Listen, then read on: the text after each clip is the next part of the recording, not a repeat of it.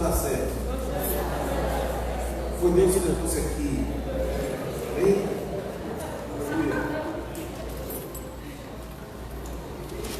Glória a Deus. Romanos capítulo 8, irmãos. Outra vez eu ministrei aqui nas férias. Nós paramos em Romanos 8. Pregamos em cima de Romanos 8, os quatro cultos do domingo. E hoje nós vamos terminar Romanos capítulo 8, pela graça de Deus, a partir do versículo 31 ao versículo 39. Romanos capítulo 8, versículo 31 ao versículo 39. Antes, eu queria orar com os irmãos. Amém? Pai, te dou graças em nome de Jesus, pela oportunidade que o Senhor nos dá nessa noite, estamos aqui, sentados ao redor da sua palavra, para ser instruído pelo seu Espírito, sermos alcançados por essa verdade, e essa verdade produza fruto no nosso coração, na nossa cultura, na nossa mente, e tudo isso para a sua glória, no nome de Jesus. Amém? Amém, irmãos? Eu queria ler primeiro o texto, Romanos capítulo 8, versículo 31 ao 39, e depois nós vamos passar para a exposição bíblica, a explicação do texto. Vamos lá. Romanos 8, 31. Que diremos, pois, à vista destas coisas? Se Deus é por nós, quem será contra nós? Aquele que não poupou o seu próprio filho, antes por todos nós o entregou, porventura não nos dará graciosamente com ele todas as coisas? Quem intentará acusação contra os eleitos de Deus? É Deus que os justifica. Quem os condenará? É Cristo Jesus, intercede por nós. Quem nos separará do amor de Cristo?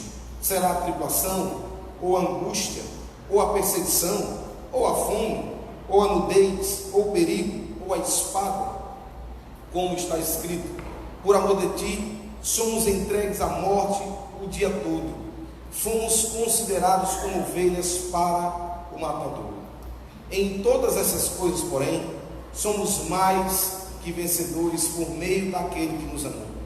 Porque eu estou bem certo de que nem a morte, nem a vida, nem os anjos, nem os principados, nem as coisas do presente, nem do porvir, nem os poderes, nem a altura, nem a profundidade, nem qualquer outra criatura poderá separar-nos do amor de Deus que está em Cristo Jesus, nosso Senhor.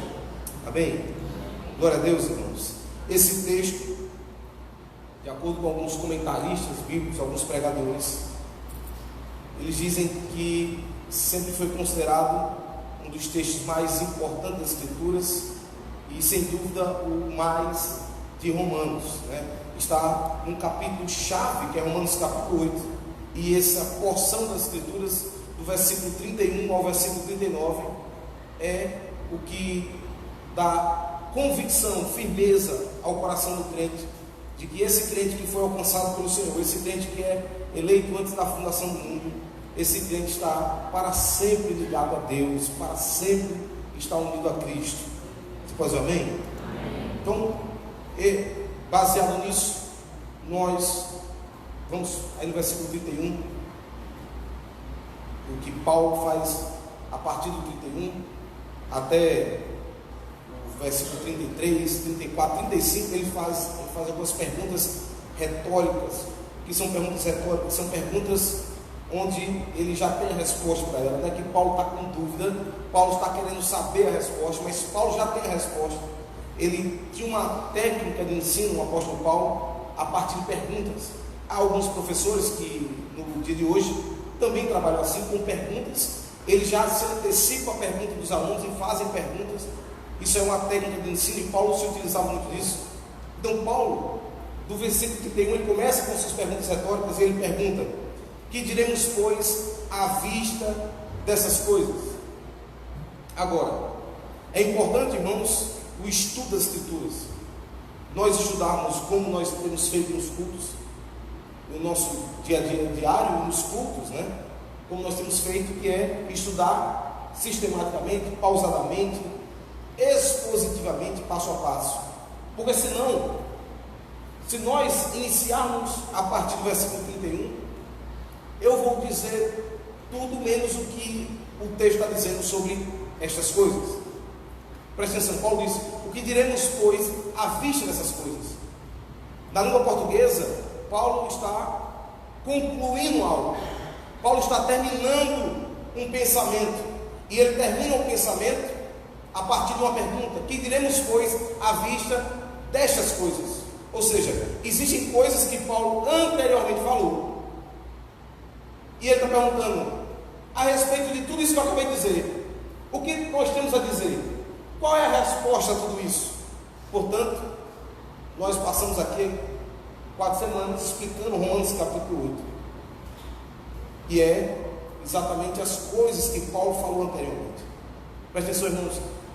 Em Romanos, o apóstolo Paulo, ele começa apresentando o homem gentil como um homem pecador, como alguém que não tem possibilidade alguma de sair daquele pecado. Pelo contrário, é alguém que nega a Deus, e por causa disso ele foi entregue por Deus às paixões infames.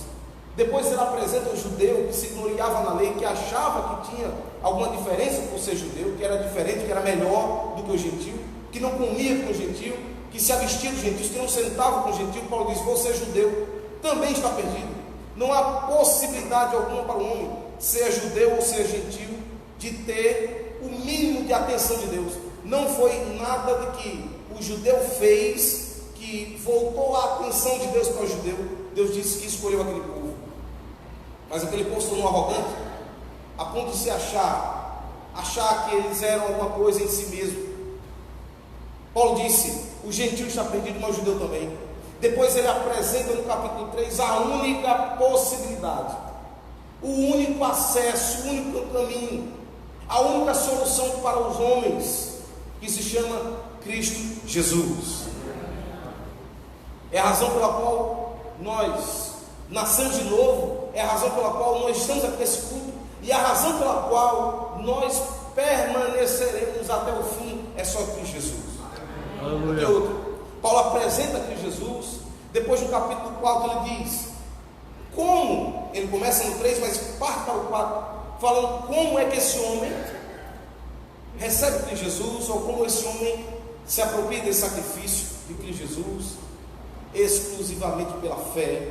Não é fé em mais alguma coisa, não é fé em mais as nossas obras, não é fé em mais o nosso currículo, é fé mais fé. Fé em quem? A fé, irmãos, ela tem um endereço, toda fé. Quando a frase mais assim: tenha fé em você mesmo, isso não combina. Fé em você mesmo é igual a força de vontade, não é fé. A fé, ela tem um endereço em alguém ou em alguma coisa. Há quem acredite em boi na Índia, rato, macaco. Há quem acredite em imagem de escultura de gesso. Há quem acredite em poderes da natureza. Mas a fé, a natureza da fé é acreditar em alguma coisa. Você está aqui ou não? Fé em você mesmo, isso não existe. Isso é força de vontade, não é fé. Então Paulo apresenta a única possibilidade de receber o que Cristo fez, é depositar toda a nossa fé exclusivamente na pessoa de Cristo Jesus. Exclusivamente. Não é Cristo mais fé nos apóstolos, não, irmãos. Não é Cristo mais fé em Maria, não é Cristo mais fé em outra coisa. É exclusivamente no Cordeiro de Deus que tira o pecado do mundo, Jesus Cristo. É fé em Cristo. Só é essa possibilidade. E ele apresenta isso falando de Abraão, que creu em Cristo, mesmo vivendo muito tempo antes. Jesus disse: Abraão viu meus dias e creu. As pessoas ficaram loucas: como pode você não ter nem 40 anos e diz que Abraão viu seus dias? Abraão viu os dias. E se você quiser aprender mais, venha para a escola. Venha na segunda-feira aqui aprender a respeito de tudo isso, de como toda a escritura está falando de uma temática só. Venha aprender, amém? Mas Abraão viu os dias, a promessa que foi feita a Abraão. O apóstolo Paulo disse, quando ele disse: de ti farei uma nação, um povo sairá de você, do seu descendente, no singular. Lá em Gálatas, o pastor que ensinava Gálatas, Paulo disse que está se referindo a Cristo. Aleluia. E quando a mensagem, quando ele recebe essa promessa, a Bíblia diz que ele acreditou na promessa. Então, naquele dia que ele creu na promessa do descendente que viria, houve algo sobre Abraão, foi colocado sobre ele, que se chama justiça. A justiça é uma declaração de Deus. Deus declara Abraão justo, Deus declara Abraão inocente, a partir do momento que ele creu no descendente que viria. E ele discorre sobre outro personagem, Davi, dizendo que Davi também declara que bem-aventurado, feliz, não é o homem que tem muitas propriedades, feliz não é o homem que é o mais rico, mais poderoso, mais belo, feliz não é o homem que tem as mulheres que quer ter, porque Davi tinha isso, ele poderia ter todas as mulheres que quisesse, claro, evidentemente solteiras, porque ele era rei. Isso é um parênteses apenas, nos dias de hoje isso não ocorre, mas ele poderia ter, e nada disso foi levado em consideração. Davi disse: feliz, na verdade, é o homem cujos pecados são perdoados. Aleluia. Feliz é o homem cujas iniquidades são cobertas. Feliz é o homem em que Deus jamais imputará pecado. Esse é o homem feliz. Verdade. Pessoas fazem congressos sobre 10 passos para ser feliz, 25 passos para ser bem-sucedido. A resposta está em Romanos capítulo 4. Glória. Quem está aqui ou não? Romanos capítulo 4 tem a chave de ser verdadeiramente feliz. E aí vai discorrendo até chegar no capítulo 5, onde ele apresenta os frutos de alguém que foi justificado, de alguém que foi aceito por Deus. No capítulo 5. Depois ele vai apresentar no capítulo 6 que aquele que foi justificado tem a vitória sobre o pecado. Diga amém, alguém. Alguém que foi declarado justo, embora, escute, não foi declarado justo por algo que ele fez, embora ele não foi declarado justo pela sua conduta ou a sua moralidade, até porque quem fala em Romanos capítulo 4, Davi, a gente sabe que era Davi também pisou na bola, Davi adulterou, Davi matou um homem, foi responsável pela morte do homem, mas a justiça não está ligada à moralidade do homem, à perfeição nas suas atitudes e obras. A justiça está ligada a você acreditar naquele que realmente foi moral, aquele que realmente foi perfeito, aquele que realmente estava cumprindo as exigências de Deus, que foi Cristo Jesus. Amém? Mas, embora tudo isso nós acreditamos, em Romanos capítulo 6, Paulo, depois de terminar no 5, dizendo que onde abundou o pecado, superabundou a graça. Antes que alguém diga assim: então se eu estou na graça, vou viver de qualquer jeito. Paulo disse, no capítulo 6, ele começa a falar que aquele que foi agraciado, ele não vai viver, aquele que foi justificado, declarado inocente, ele não vai andar e não vai viver inundado do pecado. Ora, ele diz: como nós veremos para o pecado, nós, e para ele morremos. Glória a Deus.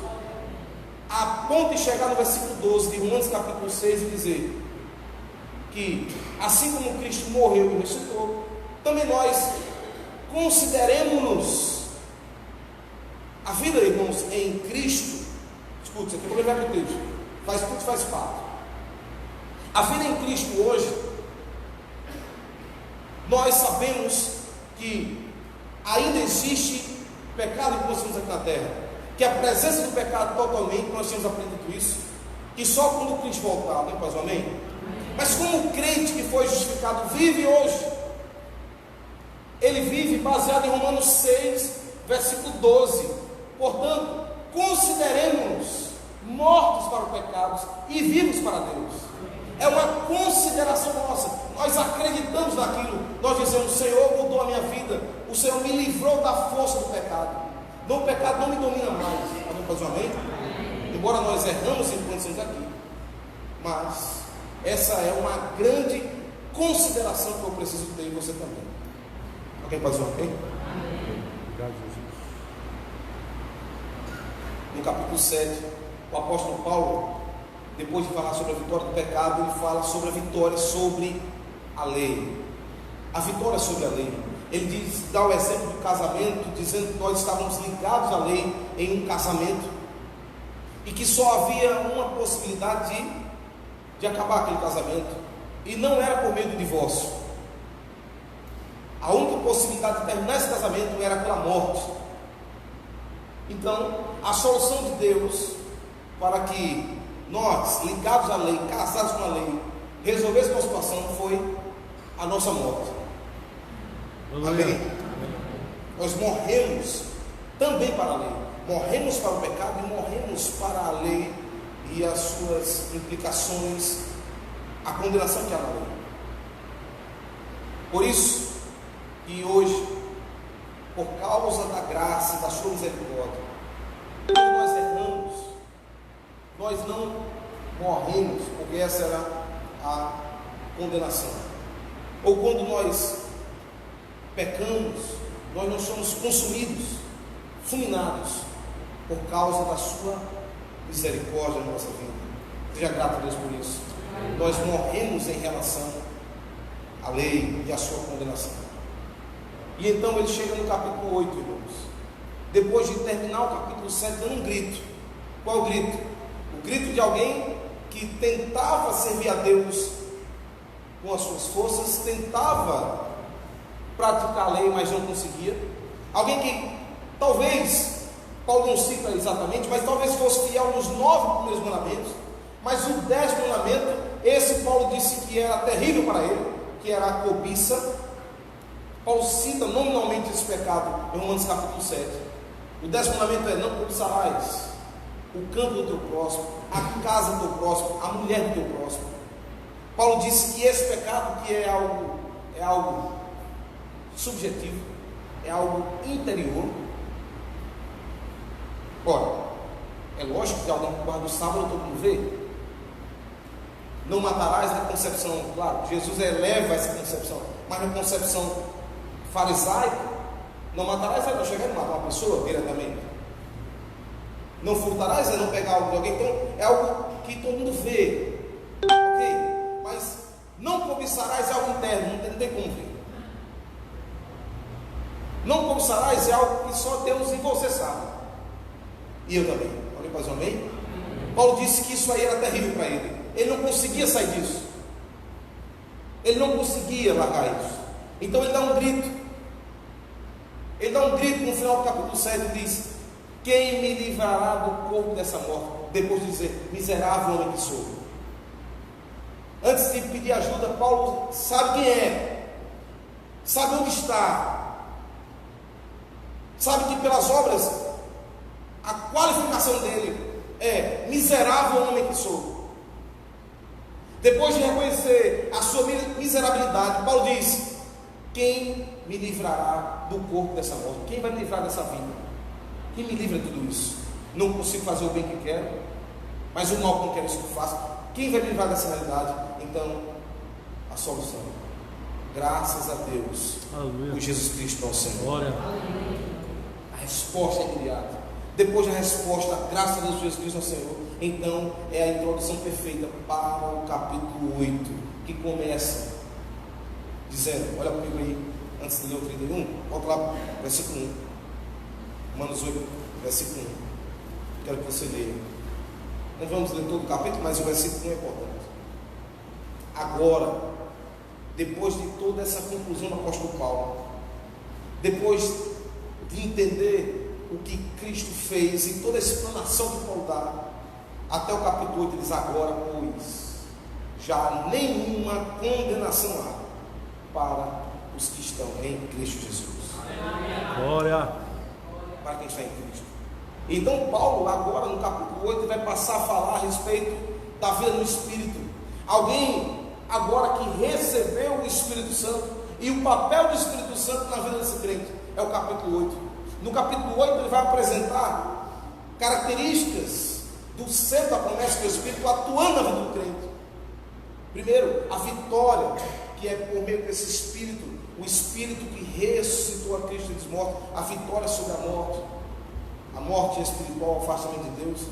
Ele vai discorrer a respeito desse Espírito atuando no nosso coração e nos dando a vitória sobre o pecado. Ele vai exemplificar agora o que o Espírito Santo faz. Que antes a nossa inclinação era para a carne, agora a nossa inclinação é para as coisas de Deus, aqueles que foram alcançados por Cristo.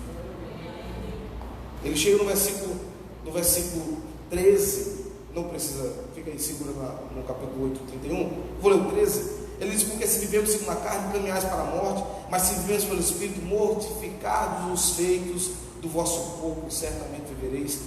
A atuação do Espírito Santo na nossa vida, mortificando os feitos do nosso corpo. Isso se chama um processo de santificação. É um processo diário ao longo da nossa vida. É a mortificação do nosso corpo. Quem está aqui? Depois Paulo vai falar sobre essa filiação que nós temos com Deus e o Espírito Santo como esse testificador, essa testemunha fiel no nosso coração de que nós somos filhos de Deus e todas as implicações de ser filhos de Deus. Depois Paulo passa a falar sobre um gemido da criação de todo mundo, inclusive nós. Paulo diz: nós que temos as primícias do Espírito, nós que temos o Senhor, também gememos aguardando com expectativa a vinda do Senhor Jesus. O Espírito nos ajudando em nossas fraquezas, o Espírito nos auxiliando em nossas dificuldades, também intercedendo por nós com gemidos inexprimíveis. E então Paulo chega nestas coisas do versículo 31. Que coisas são essas? O que diremos, pois, à vista de tudo isso?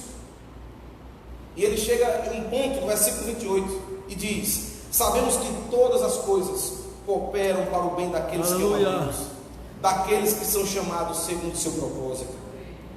Existe um propósito, irmão, pelo qual nós viemos a esse mundo, e que todas as coisas que acontecem em nossas vidas estão cooperando para o cumprimento desse propósito. Alguém pode dizer amém? Por quê? Versículo 29. Porque os que de antemão conheceu, os que são conhecidos por Deus, os que de antemão conheceu, também os predestinou para serem conforme a imagem de seu Filho, a fim de que ele seja o primogênito entre muitos irmãos. Sermos a imagem do seu Filho. Irmãos, existe uma razão pela qual nós nascemos de novo e não imediatamente nós vamos para a glória. Existe uma razão pela qual Romanos 8, 29 explica essa razão: para sermos conforme a imagem do seu Filho. Deus nunca quis que o homem fizesse imagens futuras, pelo contrário. Você vai ver em Salmos, você vai ver em Isaías, você vai ver em vários textos na lei, Deus condenando o fato do homem fazer imagem. Em Isaías ele diz: o que será semelhante a mim? O que vocês farão semelhante a mim? Que vai comparar comigo? Os ourives fazem a imagem, põem no ombro e colocam onde eles querem. Clamam a eles e nenhuma resposta tem, diz Isaías. Fazem pedidos e nenhuma resposta tem. Ele diz: eu, porém, sou o Senhor e não há outro como eu. Não há outro. Deus não quer imagens futuras. Mas em relação ao seu povo, você vai ver Paulo dando esse tipo de argumento, nos chamando de imagem, dizendo que Deus quer nos transformar à imagem do seu Filho. Mas em Coríntios ele diz que nós estamos sendo transformados à sua própria imagem, como ao Senhor pelo Espírito. Porque a imagem tem uma função, irmãos. A função da imagem é de que quando alguém olha para a imagem, ele lembra daquilo que a imagem representa. Ninguém aqui viu Maria, mas pessoas esculpem a imagem de Jesus, pintam ela, dão uma figura para ela e dizem Maria era assim. Então quando as pessoas olham para Maria, elas tentam imaginar, baseado naquela imagem, quem era Maria. O mesmo fazem com Jesus. Deus não quer imagem. Mas por que não chama de imagem? Porque existe um processo diário na nossa vida para parecermos com Cristo Jesus enquanto estamos nessa terra, para que quando as pessoas olhem para nós, lembrem de Deus. Aleluia. Vou dizer de novo. Quando elas lembrem do Criador, lembrem de Deus. É a função da imagem, lembrar daquilo que a imagem representa. E ele chega no versículo 30 e diz: os que ele predestinou, os que ele de antemão conheceu, esse ele predestinou, tem um destino prévio. Ele predestinou, e os que Ele predestinou a esse também chamou. E esse chamado, irmão, não é um recado. Esse chamado é um chamado eficaz. Aleluia. Sabe por que você está aqui? Porque Ele lhe chamou. Amém. E alguns vieram, entre aspas, outros vieram do jeito que vieram, né? Não vamos citar detalhes, mas eu quero dizer que você veio. Glória. O chamado foi eficaz. Eu quero Edinaldo. Edinaldo, não sei se não vai querer. Não, irmãos, se foi chamado, vem. Vem ou não vem? Vem de todo jeito, mas vem. E então, aqueles que foram chamados eficazmente, presta atenção. Quem tem não conheceu, ele predestina, os predestinos ele chama eficazmente. E esse que ele chamado eficazmente, é um chamado irresistível, a esses, a Bíblia diz, também justificou. A justificação é um ato da nossa vida que acontece quando cada um de nós, depois de ser chamado eficazmente, diz, é a única coisa que eu tenho a dizer, viu? É a única. Amém. Tem alguém aqui? Não sei, talvez, quem sabe lá na frente, amém. Pronto, quando o chamado eficaz se manifesta, a gente diz amém, e quando diz amém, a declaração de justo, a imputação de inocência é sobre a nossa vida. Alguém pode dizer amém? Glória.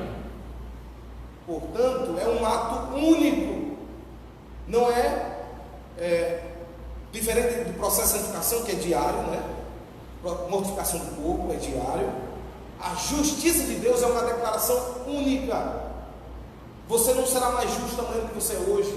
Talvez você será mais santo amanhã do que é hoje, sim, com esse processo de santificação, que todo crente tem que estar dentro disso, inserido nisso, crendo nisso. Mas a declaração de inocência e justo, o acesso à família de Deus, é uma declaração única. Se Deus chamou, no dia que você disse o amém, você foi declarado justo. Alguém pode dizer glória a Deus? E então a esses que foram justificados, também, a Bíblia diz, os glorificou. Ainda não aconteceu, né, literalmente, a glorificação, porque isso ocorrerá na volta do Senhor Jesus Cristo, o qual receberemos um pouco glorificado. Mas na mente de Deus, nos desígnios de Deus, nos propósitos de Deus, já aconteceu. Verdade. Portanto, por isso que Jesus disse: aquele que o Pai me dá, vem a mim, e o que vem a mim, jamais lançarei fora. Pelo contrário, eu o ressuscitarei no último dia. Quem garante não é o pastor da igreja, quem garante não é a denominação, quem garante não é formador fulano de tal, quem garante é o próprio Cordeiro de Deus. Glória a Deus por isso. Amém. Então, depois de tudo isso, Paulo pergunta: que diremos, pois? O que tem a dizer agora? À vista dessas coisas. E ele emenda com outra pergunta retórica: se Deus é por nós, se Deus está do nosso lado, quem será contra nós? Se Deus está comigo, quem está depois? Quem está do outro lado ali? Isso é claro. Paulo faz um contraponto, eu acredito, de vários pensamentos da época. Escute, de hoje, não sei se é pior hoje, se era antes, essa é a verdade, onde apresentam Deus e o diabo e o mal como forças de igual poder, de igual capacidade, antagônicas, uma de cada lado. É mais ou menos um filme, né, onde o mocinho no final, depois de apanhar muito, ele tem que apanhar, apanha muito nas últimas, os filmes de Rock Balboa, todos são assim. A gente já sabe o final, ele vai ganhar, mas ele vai apanhando o cara para chegar lá. Ele ganha todas. No final, quem sabe, ele vence. É mais ou menos assim que é apresentado o bem e o mal. Por isso que, talvez para alguns, a pergunta: se Deus é por nós, quem será contra nós? É claro que é óbvio, irmãos. A Bíblia diz: apresenta Satanás como o inimigo das nossas almas. É claro que a gente sabe quem está do outro lado, mas Paulo está dando a devida importância para ele. Quem diria que valeu? Qual a devida importância? A insignificância disso. Ele está apresentando o seguinte: ei, não é que Paulo é ignorante, porque Paulo sabe quem é Satanás. Paulo sabe tudo isso, inclusive a gente só sabe para dele. Ele sabia primeiro. Mas Paulo disse: ei, se Deus está do meu lado, meu irmão, eu não quero, eu não sei nem quem está do outro lado, não quero nem saber. Claro que ele sabe, eu sei. Mas Paulo está querendo dizer é que se Deus está conosco, irmãos, não importa quem está do outro lado da linha, não importa quem está do outro lado, não importa, você e Deus, não importa. Temos ao Senhor, Deus está do nosso lado. Alguém pode dizer amém aqui ou não? Amém. O Criador, o Senhor de todas as coisas, aquele que fez tudo, e não só criou, a Bíblia diz. A Bíblia apresenta ele como um Criador, mas não apenas o Criador, mas como aquele que sustenta e governa, determina quem rege todas as coisas. Então, se Deus está conosco, quem é que está contra? Quem está entendendo alguma coisa? Então ele diz, versículo 32: aquele Deus que está conosco, aquele que não poupou o seu próprio filho, antes por todos nós o entregou, porventura não nos dará graciosamente, de graça, gracioso, graciosamente com ele todas as coisas? Ele disse: olha, se Deus não poupou o seu próprio filho, se a coisa mais importante, a oferta mais importante, o ato mais importante era Cristo Jesus e a sua morte, vicária em nosso lugar, se ele não poupa o seu próprio filho, se em Hebreus a Bíblia diz: eis aqui estou, a Deus, para fazer a tua vontade, se a vontade de Deus é essa, de ir até o fim com o seu plano, e no plano estava Deus Filho se encarnando, vivendo por nós, cumprindo a lei por nós, porque a lei não era para Deus, era para o homem, sofrendo e sendo humilhado por nossa causa, morrendo no nosso lugar. Se Deus não poupa o seu próprio filho, Paulo disse: ei pessoal, por favor, porventura não nos dará com ele graciosamente todas as coisas? Ele apresenta o sacrifício de Cristo como sendo a coisa mais importante, e depois vem as outras coisas. Está aqui ou não? Agora, por favor, irmãos, preste atenção no que o texto está dizendo. Ele vai nos dar de graça, e não é de graça porque não tem valor. Algumas vezes você recebe um brinde porque ele realmente não tem valor, então é de graça. Ele vem junto com o que você comprou, porque ele é bem barato, algumas são bem frágeis, então ele é de graça. E a outra forma de ser gratuito é não tendo possibilidade de pagar ou comprar. Por exemplo, digamos que eu deva ao pastor Francisco 100 mil reais, e eu não tenho como pagar. O pastor Francisco chega para mim e diz assim: vamos fazer o seguinte, você já está sem falar comigo faz 2 anos, fugindo de mim, todo dia na igreja. É o seguinte, não precisa mais pagar nada. Ele me livra da dívida, isso? Não precisa mais pagar nada. Não é porque 100 mil reais para ele é insignificante, porque para ninguém é, mas é porque ele sabe que eu não tenho a mínima condição de pagar. Por isso ele abre mão de receber esse dinheiro. Então existem 2 formas de ser de graça. Uma é barato, realmente insignificante, e a outra, irmãos, é porque não há a mínima possibilidade de haver compra, de haver pagamento. A morte do Cordeiro e todas as implicações da morte do Cordeiro para a nossa vida, ela é gratuita, não porque não tem valor, é porque Deus sabe, irmãos, e nós não temos a menor possibilidade, e Ele nos dá graciosamente.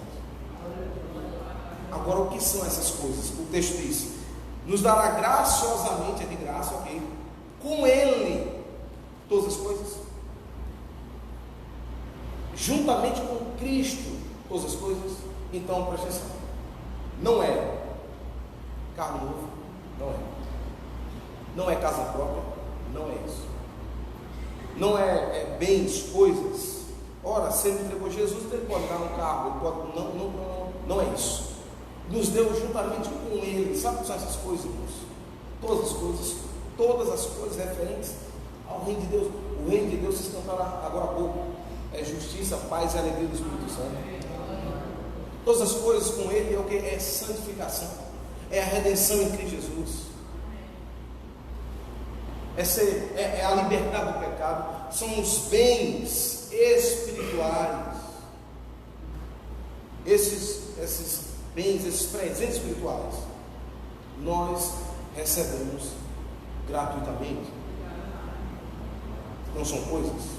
E aí, irmãos, eu quero fazer aqui um parênteses, dar um parênteses aqui, porque estava conversando com o irmão sexta-feira, e há, denominações, pregadores, pessoas que acreditem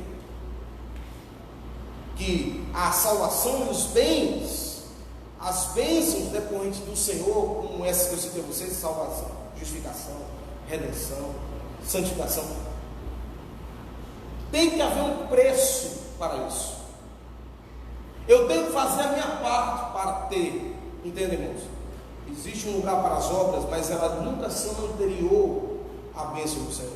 Deus nos abençoa com tudo isso, e portanto nós podemos andar em novidade de vida. Amém? As obras, elas são depois, é um fruto daquilo que foi feito no seu coração, é um fruto daquele que foi alcançado pela graça, é um fruto, não um pré-requisito. Quem entendeu o que eu falei? É um fruto. Ok.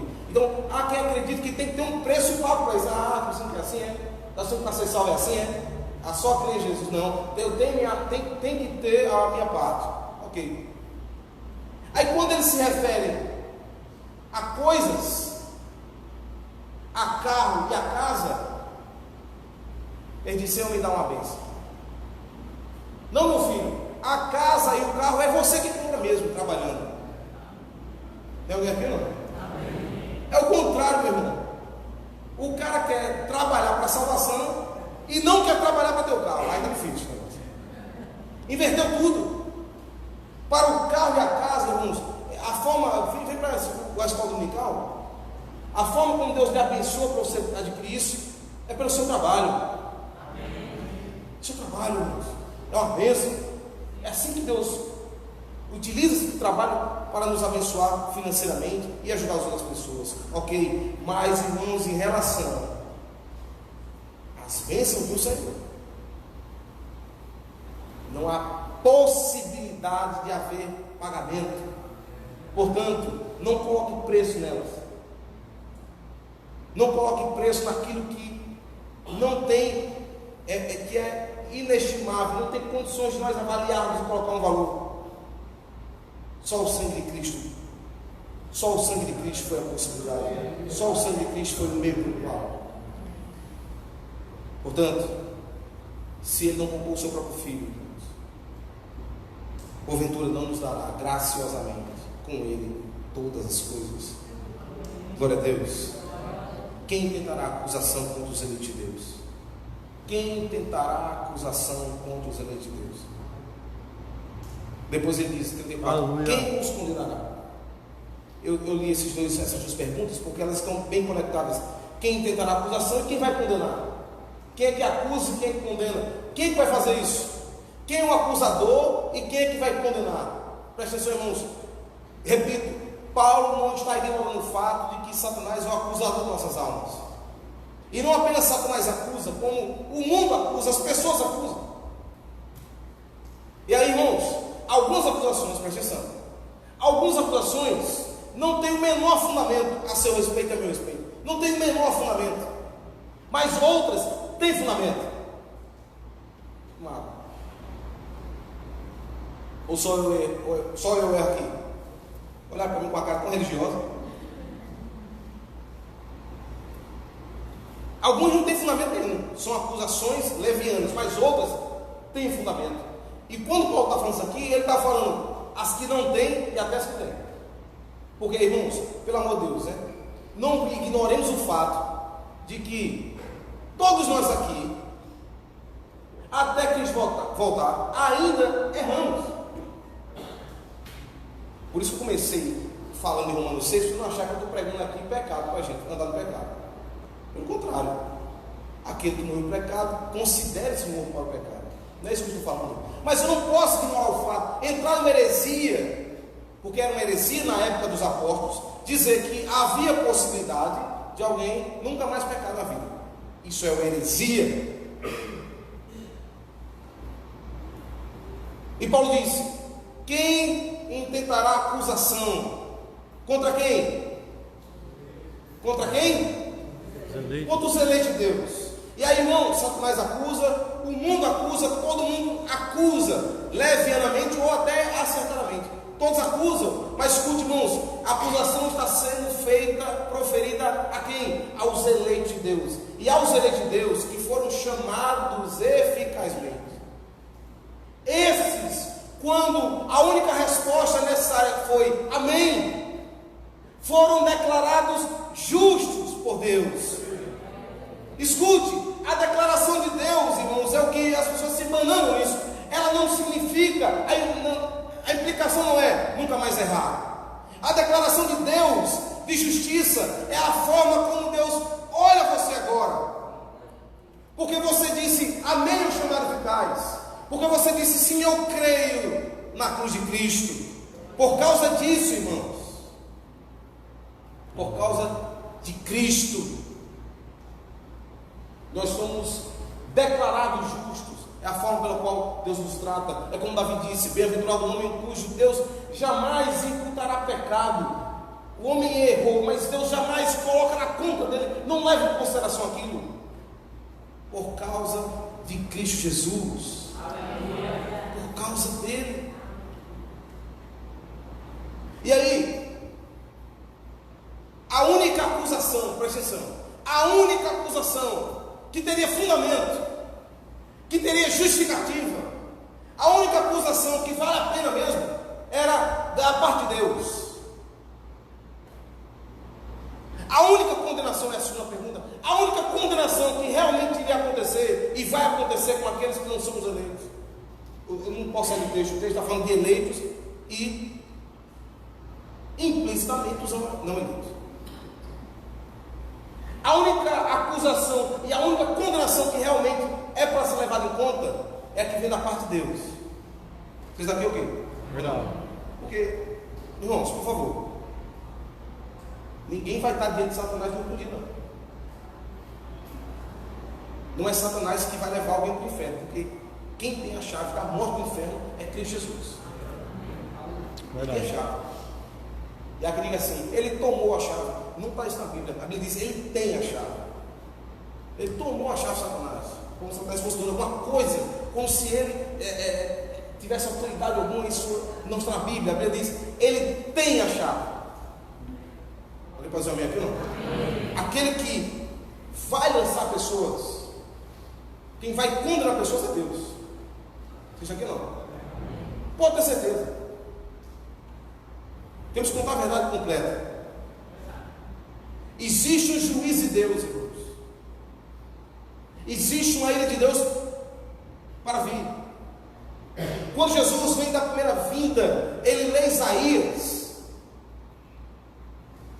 Ele para no texto. Ele diz que veio para dar liberdade aos cativos, dar vista aos cegos. Aí, versículo 2 de Isaías 61. E apregoar o ano aceitável do Senhor, vírgula, e a vingança do nosso Deus. Ele não lê essa parte a propósito. A Bíblia diz que ele lê e apregoar o ano aceitável do Senhor, e tendo fechado o livro, ele fecha naquela hora, porque a primeira vinda de Jesus foi dizer: arrependei-vos e crede no Evangelho. Ei, o reino de Deus chegou.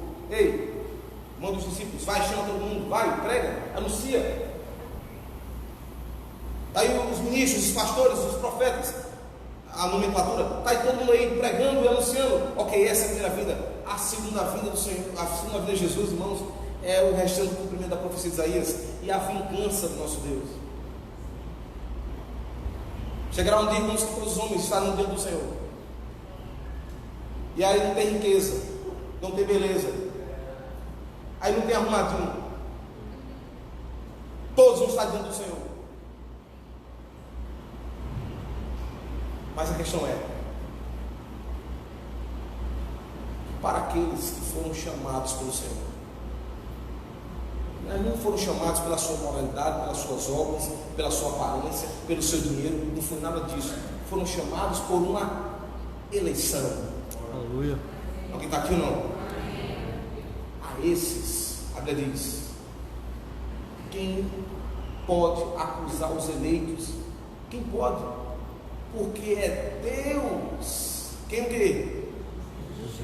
Justifica. Se a única pessoa que tinha possibilidade real de acusar não acusa, aleluia. Aleluia, obrigado, Jesus.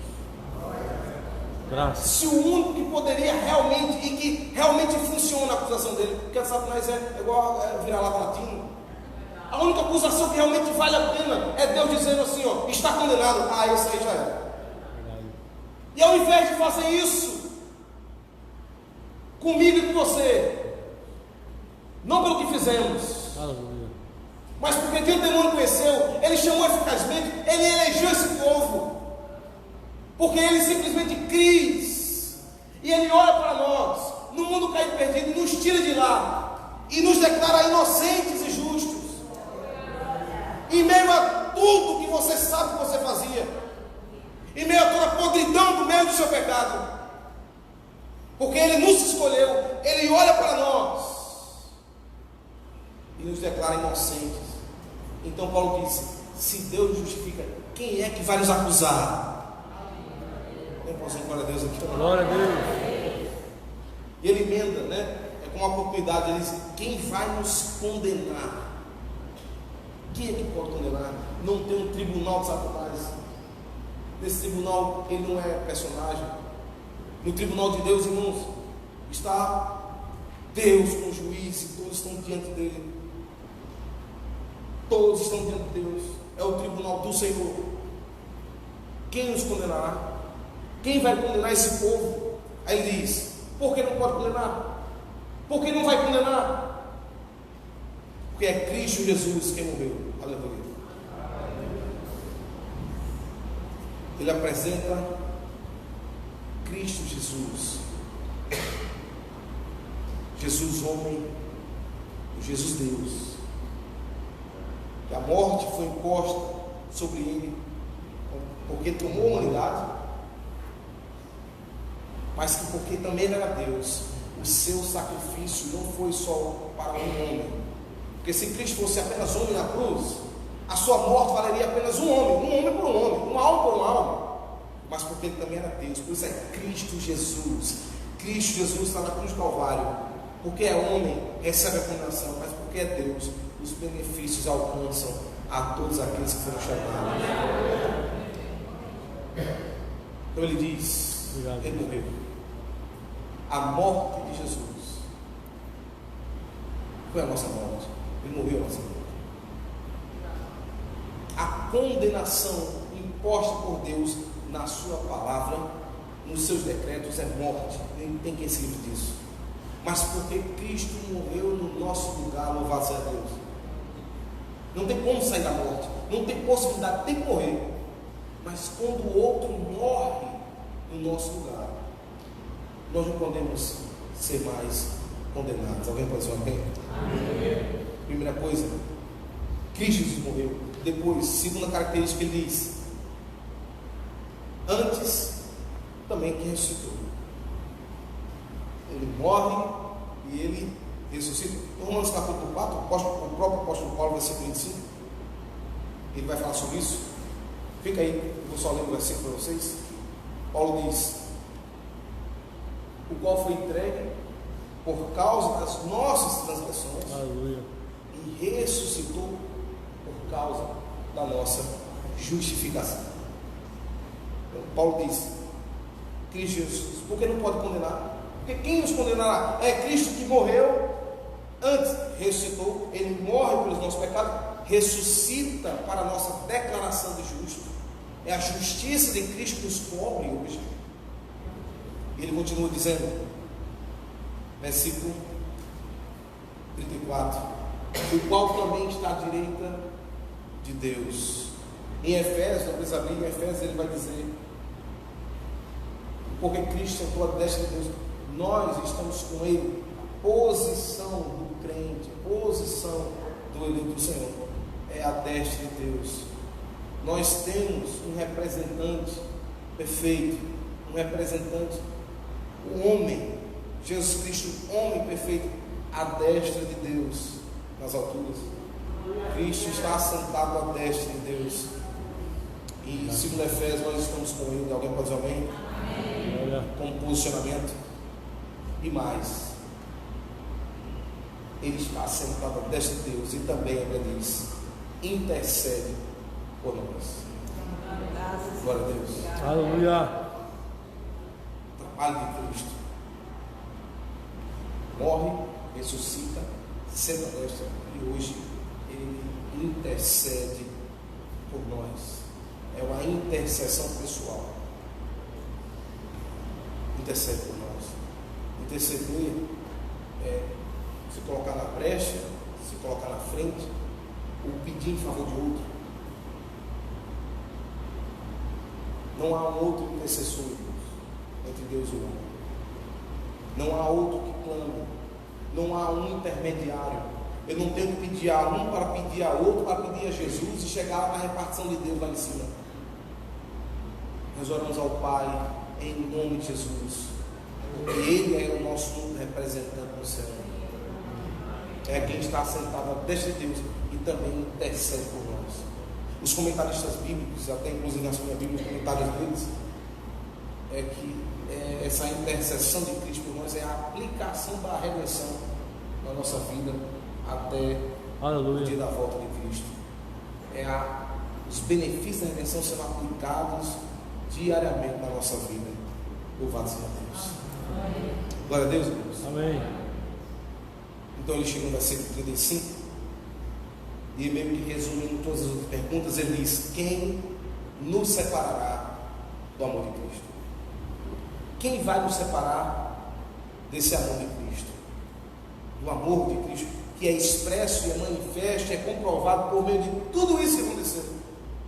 Tudo isso que aconteceu comprova isso. Então ele diz: quem vai nos separar do amor de Cristo? E ele apresenta algumas coisas que diariamente, embora a pergunta seja quem vai nos separar, ele apresenta o que pode tentar nos separar. Coisas, situações diárias da nossa vida. Ele diz: será a tribulação, ou a angústia, ou a perseguição, ou a fome, ou a nudez, ou o perigo, ou a espada, como está escrito, Salmos 44, versículo 22, isso aqui, esse texto: por amor de ti, somos entregues à morte o dia todo. Nos Salmos, se você for ler depois, você vai ver, somos entregues à morte continuamente, por isso que ele bota o dia todo. Não é nem todo dia, é o dia todo, porque é continuamente no texto lá de Salmos. Então somos entregues à morte continuamente, fomos considerados como ovelhas para o matador. Mas ele conclui dizendo: em todas estas coisas, porém, que coisas? Angústias que afligem, irmãos, crente e descrente. Sim. Ele vai colocar tribulação, irmãos. Jesus dá um exemplo bem claro sobre isso. Ele disse: olha, são dois fundamentos, uma casa foi edificada na areia, outra edificada na rocha. São dois fundamentos. O mar vem, a onda vem, o vento vem, bate nas duas casas. Tribulação não é algo que só o descrente passa. Talvez alguns crentes assim: depois que eu fui para a igreja a coisa arrochou, era melhor lá atrás. Eu não sei que não está a sua cabeça, porque crente e descrente passa pela mesma coisa. Talvez você não estava nem para a sua vida e o negócio não está nem notando o que estava acontecendo. O cara não está nem para a mulher e para os filhos e diz: eu estou passando por dificuldade agora. E antes quem passava era a mulher sozinha. Mas tribulação vem sobre as duas casas. Mas a que está edificada sobre a areia, grande é a ruína, a Bíblia diz. Mas a que está edificada sobre a rocha, permanece na palavra. Então, Paulo apresenta coisas que vêm sobre crente e sobre descrente. Ele apresenta essas coisas. Ele diz: fome, nudez. É claro, perseguição. Havia uma perseguição geral, porque aqui está falando de Império Romano, mas havia uma perseguição também específica para cristãos. Perseguição específica. Uma dificuldade por ser cristão na época, existia isso. Dificuldades como essa, de fome, de vestimenta, que hoje é bem menor, mas existia na época, era intensa. Hoje tem algum tipo de dificuldade? Tem, claro que na época muito maior. Ele vai falar sobre perigos, sobre espada, que é o juízo romano, vamos dizer assim, é a pena capital de Roma, a espada. Morreu filho de espada, ladrões que haviam pelos caminhos, os perigos que haviam. Hoje tem violência, naquele tempo também existia violência. A violência não é inédita, não é algo que o Brasil inventou isso, não. Isso precisa existir. Só que a grande questão é entender que nós estamos inseridos em um contexto que, quando você nasceu de novo, meu irmão, você não foi removido desse contexto. Você era descrito no Brasil, no meio de violência e as dificuldades brasileiras, e quando você nasceu de novo, você permanece no Brasil com as mesmas dificuldades que são apresentadas. Se o país está em crise, é a mesma coisa, repreende o seu descrente. Quem está aqui? A grande questão é entender o que é ser mais que vencedor. Se pegar isoladamente, aí você cria congresso sobre isso aqui. Você faz mensagem sobre isso aqui, à tua direita, escreve livro de autoajuda sobre ser mais que vencedor e anda do jeito que você quer. Mas o contexto, Paulo está apresentando situações que podem tentar abalar a nossa fé. E ele nos apresenta os cristãos. Paulo poderia usar qualquer texto do Velho Testamento. Aí Paulo vai em Salmos 44, versículo 22. E diz: eu vou assemelhar o crente, eu vou assemelhar o eleito. Olha que foi uma coisa boa, mas eu vou assemelhar ele. Nós somos semelhantes a uma ovelha entregue à morte. Nós somos semelhantes a uma ovelha que vai para o matador. Nós somos semelhantes a alguém que está em um mundo de influências negativas sobre nós. É o exemplo que Paulo se utiliza do Velho Testamento, que foi Paulo escrevendo. Só que Paulo olha para essas coisas e, diferentemente de alguém que está no mundo, que ao passar por angústias e perseguição e dificuldade, olhar para a sua casa muitas vezes não tem o suprimento e querer se jogar na ponta do cavalo, o crente, passando por isso, entendendo que está no mundo caído e perdido, e que a visão de Paulo, a visão paulina sobre nós, durante essa peregrinação, é como ovelha indo para a morte. Então Paulo tem a possibilidade de dizer que em todas essas coisas, porém, não é que não vamos passar, mas é que em todas essas coisas, porém, somos mais que vencedores por amor daquele que nos amou. Aleluia. Sabe quem é o mais que vencedor da história? É alguém que, quando passa por uma angústia, uma perseguição, uma dificuldade, não vai embora da igreja. É alguém que, ao passar por esse tipo de situação, está firme, seja com alimento, seja com roupas ou não. Que é perseguido e passa por perigos na rua, é assaltado, tem um carro só, Deus não está mais comigo, eu não quero saber da igreja. Como é que pode? Eu passei por uma situação contrária, Deus não me ama, Deus não me quer. Ou então, que Deus é esse? É os questionamentos de quem está aqui apenas por coisas. Os mais que vencedores são aqueles que, entendendo o contexto que vivem, que passam por isso, mas que, independentemente de qualquer coisa, Graças, Pai. Aleluia. dizem: nada pode nos separar desse amor. Esses são os mais vencedores. Ninguém aqui vai iludir você, meu irmão. Ninguém vai contar outra história, vai explicar o que a Bíblia diz. Esses são os mais vencedores. Cadê os mais vencedores aqui? Olha. É o que na hora do arroxo, é que na hora que todo mundo vai embora, na hora que se vê abandonado, diz: para quem iremos? Só tu tens a palavra de vida eterna. É o que diz: o que eu vou fazer da minha vida sem Jesus? Para onde eu vou sem Cristo? O que eu vou fazer? Esses são os mais que vencedores. E Paulo vai concluir, nós vamos terminar. Porque eu estou bem certo, disse Paulo. Eu tenho convicção, eu tenho certeza, Paulo disse, de que nem a morte, nem a vida, nem a morte, nem a vida. Eu estava meditando nisso, e sinceramente, eu acho que esse nem a vida é mais difícil do que nem a morte. Porque Paulo colocou vida no meio de perseguição, de fome, de nudez, de anjos, de poderes, e Paulo bota a vida. Nem a morte nem a vida, porque, irmãos, a vida apresenta muita coisa para distrair a gente, para tentar nos tirar dessa realidade. Apresentam várias paixões e amores outros para tirar desse amor. Por isso Paulo diz: nem a morte, nem morrer por causa dele, mas também a vida, essa vida aqui, pode nos separar desse amor. Só para dar uma dimensão para você, quando Paulo está no final da vida, escrevendo, já preso, sabendo que vai morrer, na sua segunda prisão em Roma, já para ser morto, ele não escreve para os apóstolos, ele não dirige essa carta em uma igreja, ele escreve para Timóteo, um jovem pastor. Na carta dizendo: olha, meu tempo já tem chegado, eu vou ser entregue, vou morrer, mas eu quero dizer a você uma coisa: eu guardei a fé. Pensando nisso, irmãos, a gente guarda um bocado de coisa nessa vida. Guarda dinheiro, guarda bens, junta.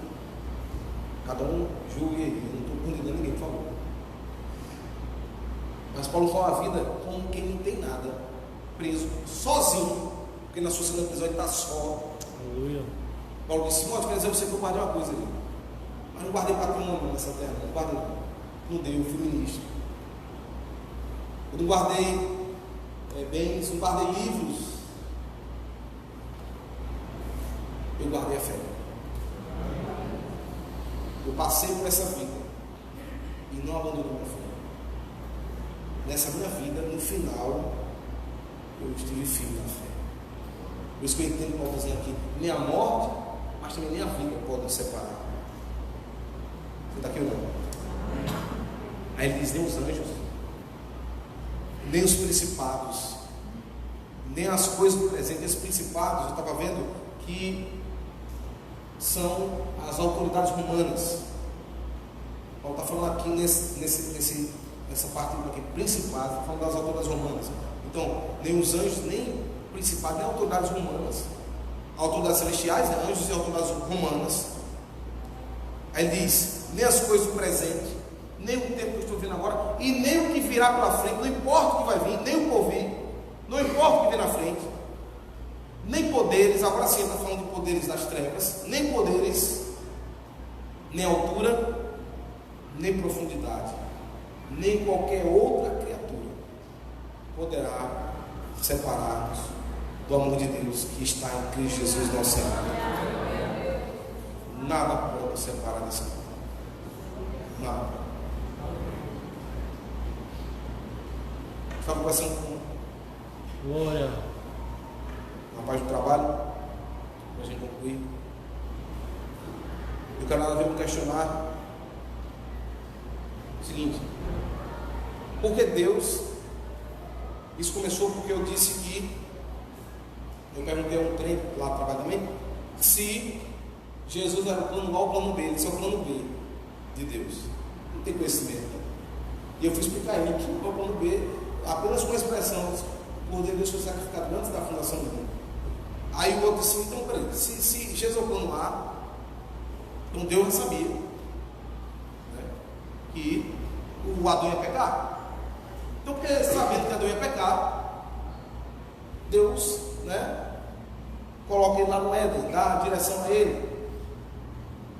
Porque Deus não impediu dele pecar. Eu disse: essa é uma ótica de ver as coisas, né, filosoficamente, porque, né, as conclusões, por que Deus fez isso, por que Deus fez aquilo outro, e nós não sabemos a razão porque Deus fez tudo, a gente não sabe. Mas eu disse a eles: vamos olhar de outro ângulo. Nós não saberíamos o tamanho do amor de Deus. Ninguém aqui saberia que Deus é capaz de amar pecadores se Adão não tivesse pecado. Nós só sabemos e temos ideia, na verdade, que Paulo diz que sabe e depois diz que é muito profundo. Mas nós só temos ideia do tamanho do amor de Deus, como ele diz em Romanos 6. Deus prova seu amor para conosco, nos amando quando ainda éramos pecadores. Nós só temos a ideia de que um Deus que é perfeito, que é santo, que é justo, pode amar tanto a ponto de amar pecadores, porque Adão pecou. Se Adão não peca, irmãos, nós saberíamos que Deus ama, mas não saberia que tamanho é esse amor. Mas é muito grande, a ponto de ser achado, como ele disse, por aqueles que não me procuravam, a ponto de ser adorado por aqueles que não queriam saber dele. Tudo isso por causa desse grande amor com que nos amou. Portanto, ninguém pode nos separar desse amor. E a conclusão, irmãos, para nós terminarmos: que iremos pôr à vista dessas coisas? Se Deus é por nós, igreja, quem será por nós? Vamos orar? Graças, Pai, louvado seja o teu nome, aleluia. Aleluia.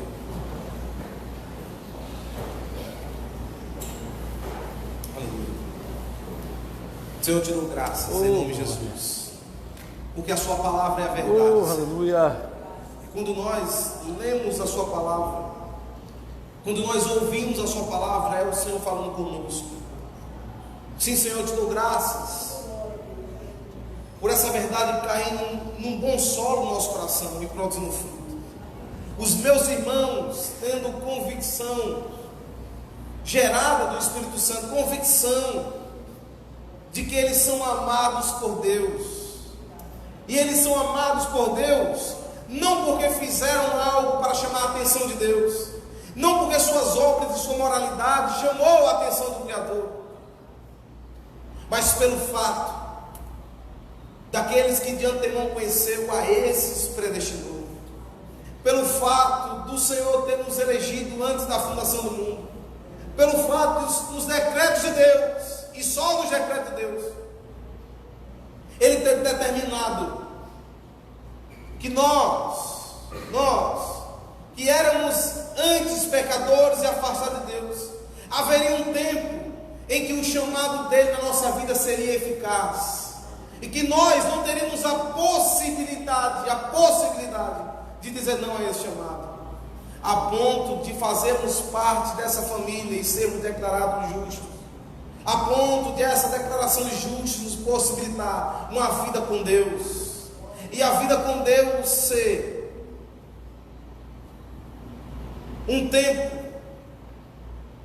onde a condenação não está mais sobre a nossa vida, onde a acusação não faz mais sentido, por causa da morte de Jesus Cristo em nosso lugar, onde não há mais possibilidade, Senhor, de nós vivermos uma vida desgarrados e longe da sua presença. Eu te dou graças, Senhor, por tudo que você fez em nossas vidas, pela sua graça, pela nossa vida hoje, porque você tem intercedido por nós, e por isso é que nós não caímos, é por isso que nós não abandonamos a fé, é porque você tem intercedido por nós hoje, Como você intercedeu por Pedro naquele dia. Como você disse: Pedro, Satanás reclamou a sua alma para peneirar como trigo, mas eu intercedi por você, Pedro. Eu intercedi por você. Ah, sim, Senhor, por isso, Senhor, que nós não abandonamos. Não é a nossa sabedoria, não é o nosso conhecimento, não é a nossa tão grande capacidade, não é nada disso, Senhor, é a sua graça que nos mantém. Foi ela que nos trouxe, ela que nos mantém. E é por causa dessa graça, é por causa do Senhor, que nós temos a certeza e a convicção de que um dia nós encontraremos com o Senhor nos ares, para vivermos diante do Senhor e o vermos face a face. Tudo isso, Senhor,